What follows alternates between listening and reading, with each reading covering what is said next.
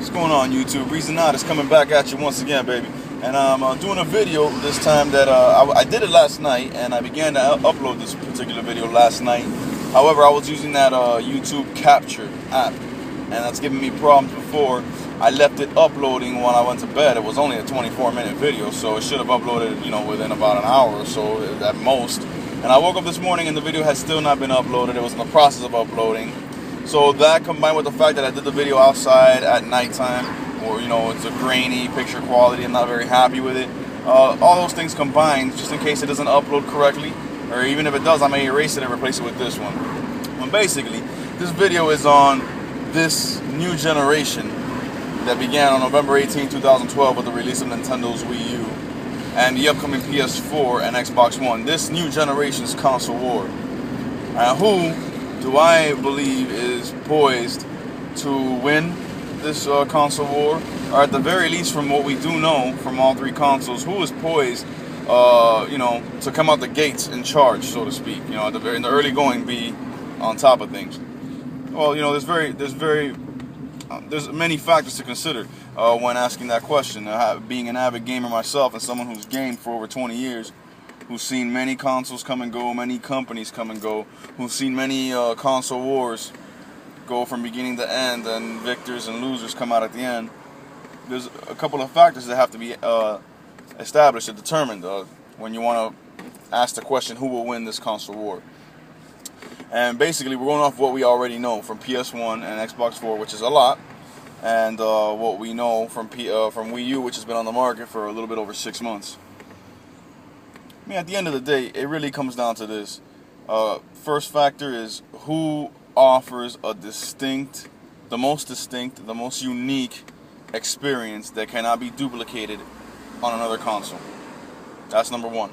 Who offers a more unique, innovative, brand new, fresh experience in the gaming world that was not possible on previous generation consoles, and at the same time is not found on its current competitors. In this case, we're talking about Wii U. What does the Wii U do that's new, innovative, and fresh that was not possible on PS3, 360, or Wii, and that is not going to be possible on Xbox One or PS4? Excuse me. Excuse me. That's an example. That's the first factor. The second factor would be games. What pushes hardware, as we all know as gamers, is software.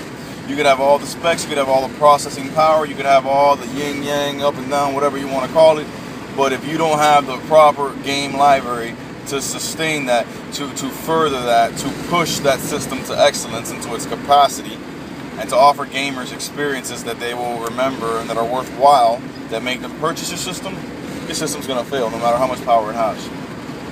So we have a unique, fresh, innovative, brand new experience. We have games. Another factor would be what distinguishes you from the competitors. What makes you different than the competitors. These are three main factors that I feel determine who is the best console. They always have, when you really think about it. Going through the first factor would be who offers a fresh, new, innovative approach or experience in the gaming world that was not possible on previous systems and is not possible or is not available on its current generation competitors. Okay, when looking at the Wii U, it offers a very unique, immersive, intense gameplay experience with the dual screen asymmetrical gameplay that it offers, along with the HD graphics that were not possible on Wii and were not possible on PS3 or 360. And from what we've seen and what we know to be revealed as the controllers and the experience on Xbox One and PS4, that experience is not going to be available on those consoles either. It is the only one offering this intense, immersive experience with dual screen asymmetrical gameplay. Hell, all we got to do is look at Zombie U to realize the potential of what this dual screen gaming factor brings to the table for gamers going forward. Zombie U was a launch title, and I have never played a game that is more intense and more immersive than that, just because of the added screen, the way the game utilizes the gamepad and all its features, and the constantly having to monitor both screens, the TV and the gamepad, to make sure I'm not getting jumped by zombies from behind when I'm looking for an item through my bag. You know, that is realistic, that is immersive, that brings you into the experience in a way that was not possible without that second screen. Also, we have the off-TV gameplay that the gamepad offers, whereby, I mean, I use this every single night. My wife wants to watch So You Think You Could Dance, or, you know, Chopped, or something else on Food Network or whatever, or my kids want to watch Mickey or SpongeBob or whatever. I put that on the TV, and 90% of the games available on Wii U right now, right out the gates, right out of launch, offer the option to play the game in full HD, losing virtually no graphical fidelity whatsoever, no lag, all features online and everything right there on the gamepad with some headphones if you want to, you know, have the experience to yourself and not bother anybody else. So that's another feature that the Wii U offers that no other system offers. Now PS4 is going to try to duplicate this with the PS Vita Remote Play, which is rumored to be mandatory. I don't know how that's going to be mandatory when no one bought a Vita. And then the Xbox One is supposedly trying to further utilize their smart glass technology to duplicate this. But let's be real. These are things where, you know, at smart glass you have to use your phone or your tablet or whatnot. The Wii U came with a controller that is capable of doing this and does it right out the box. So, as far as the experience, the brand new, innovative, fresh experience, that's what Wii U has to offer that no one else has, or no one else has had. What does PS4 offer in the way of new experiences? I mean, really, I'm not trying to be a hater or nothing. I'm being honest. From what we know and what we've seen, nothing really. I mean, the share functionality, the share button, that's it. You know, the ability to upload and share with your online friends, you know, a determined amount of footage from what you're playing at the current moment, which is basically just an evolved version, or an evolved copycat, so to speak, of Miiverse, which is already on the Wii U, which is another experience that wasn't possible before the Wii U. Was Miiverse. I mean, Xbox Live is one thing, but Miiverse is a whole other thing. And Miiverse is a social gaming network where gamers and Nintendo owners can come together, post comments, screenshots, and dialogue and discuss, hear from the developers of games and all that. So that was another feature that wasn't possible on any other system and hasn't been done since. But the PS4, really all it's offering is that, the share functionality. That's the only thing different. The controller's the same, a little tacked on touchscreen. The graphics are slightly better than this generation. It's a graphical upgrade, or than the past generation, I should say. And that's about it. You know, Microsoft, what do you offer in the way of new innovative experiences in gaming? Well, in gaming, nothing really. In system functionality, they do offer the voice commands and the navigating through the system with voice commands and with gestures and all that. But that's just really an expansion of Kinect, which we all know that Kinect in the very first place was a ripoff, or you know, their response to Wii's motion controls. So it's not really innovative. It's not really new. It's just something that they've had for a while. They're just making it better. So as far as brand new gameplay experiences, you know, brand new experiences available only on your console, Wii U has the upper hand there. Next is games, I believe was the next category. The Wii U has struggled mightily in sales after it had a very solid holiday season when it first came out in November 2012. And then after that it dropped off significantly. Why did it drop off significantly? Well, one main reason and then a secondary reason. The first main reason, no first party big time must have games. That's the big thing.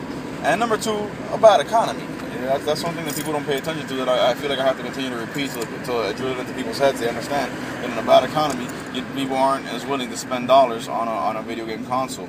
You know, especially when they cost $300 to $350, unless it's worthwhile, and the games make it worthwhile. But there's no big time must-have first-party games. That's why it's struggling right now. But games was the second category. Okay. Who is known to have, between the three consoles, who is known to have the best games? I mean, let's be honest. Look throughout the history of these three companies individually, and even when they've collided in the last two generations. Who has the better catalog of games? Who has the better exclusive lineup? Well, in this scenario, it's no fucking question that Nintendo has the best lineup of exclusives. I mean, you're talking, Nintendo has, first of all, Nintendo has the icon of the entire gaming industry in Mario. Nintendo has Metroid, Nintendo has Zelda, Nintendo has Star Fox, Nintendo has Wii Sports, Nintendo has F-Zero, Nintendo has Smash Brothers, Nintendo has Mario Kart. I mean, I could just go on for days and days and days, and these are all mega hits. These are all big-time, million-selling games. Sony has God of War, Uncharted, Resistance, Ratchet and Clank. And if you want to, you could throw a Little Big Planet in there. I've always thought Little Big Planet sucks, but whatever. So that's about it. It's you know, it's more than, you know, people give it credit for, but it's nothing near what Nintendo's able to do as far as the exclusive first-party lineup. Microsoft has Gears of War and Halo. That's about it. You know what I'm saying? That's about it. They're promising 15 for exclusives year one, and 8 of them to be brand new IPs. First of all, I think that's an amazing promise. I think it's not going to be met because I think it's impossible to do all that year one. I think that number is going to drop significantly, but we'll see.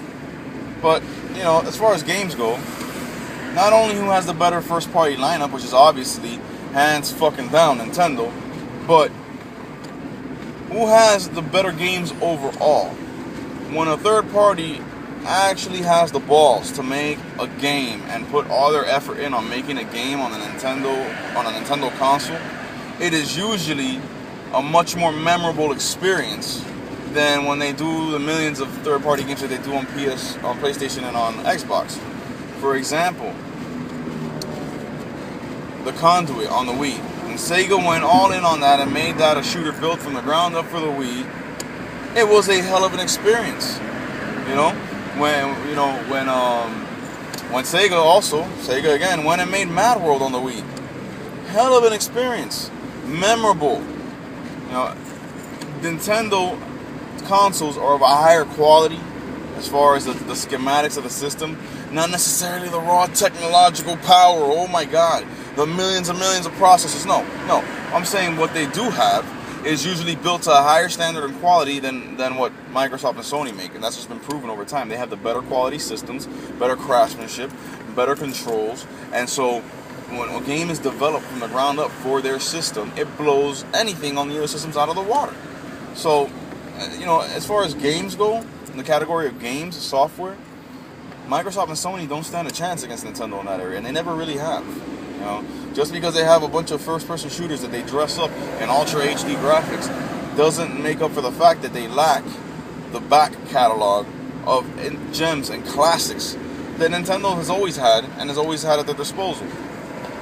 So that's it. And then the third category, what makes your system, or what makes you as a company, as a console maker, what makes you different from the other two competitors?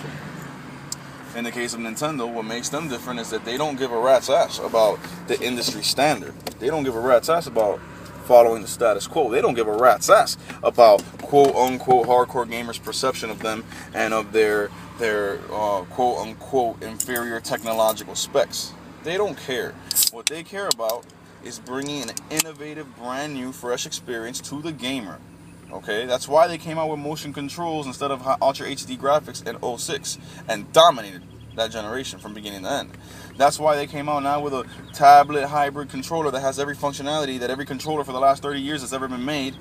All the functionality from all those controllers is wrapped up into one in the gamepad. You know what I'm saying? That's why Nintendo doesn't necessarily care about what the industry or, you know, tech heads or people like that say about them. They care about bringing an innovative, fresh, new experience, and it always pays dividends for them.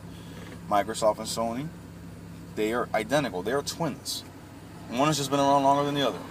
They just make beefed up, super powerful systems that they never end up utilizing to their full potential, and they never innovate past the graphical upgrade.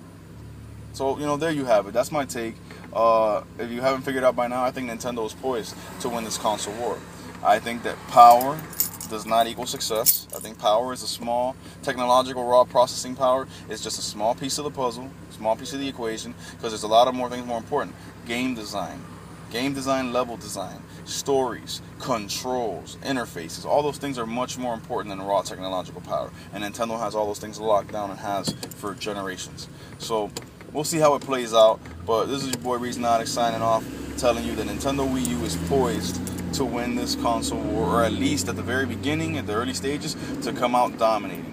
Because though it's not doing great right now in sales, we all know the games are coming, and we're already starting to see third-party support and a bunch of exclusives coming down the pipeline now, going to E3. So God bless y'all, stay gaming. Hope you enjoyed this video. Give me some feedback, comment, subscribe, whether you agree, disagree, it don't matter. We can go back and forth all day. Peace.